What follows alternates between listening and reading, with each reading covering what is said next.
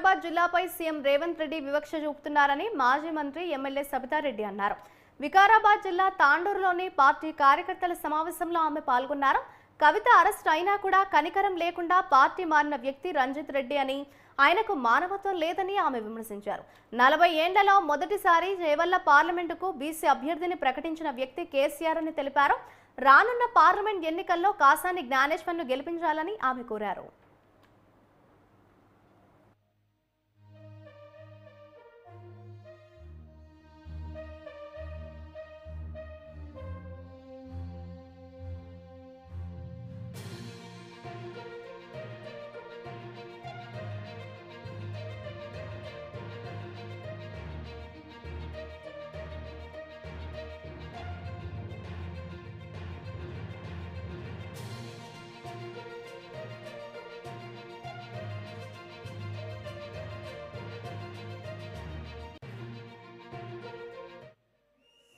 కేసీఆర్ గారిని ఎదుర్కోలేరు. ప్రాంతీయ పార్టీగా కొట్టాలంటే కవితను అరెస్ట్ చేయాలి, ఏదో ఒక రకంగా అరెస్ట్ చేసిన విషయాన్ని మనం గమనిస్తున్నాం.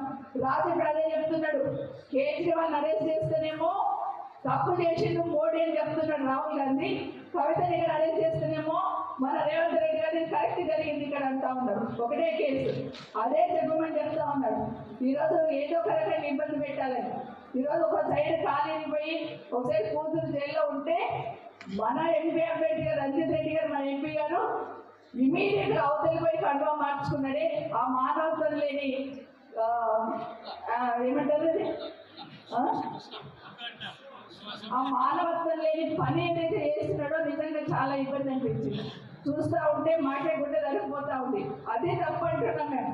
నిజంగానే ఈరోజు అభివృద్ధి అంటే కేసీఆర్ గారు అభివృద్ధి చేయలేదా?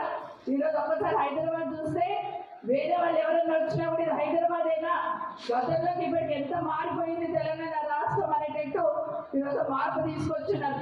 ఎక్కడ చూసినా కూడా అభివృద్ధిలో ఎక్కడ కూడా డోకా లేకుండా పని చేసుకొచ్చిన విషయాన్ని మనం గమనించున్నాం. 10 ఏళ్ళ ఏ చూసినా తెలంగాణ మోడల్ ఉండాలి అనే లెవెల్లో అభివృద్ధి కార్యక్రమాలు చేస్తున్నారు. గారికి ఒక కమిట్మెంట్ ఉంది.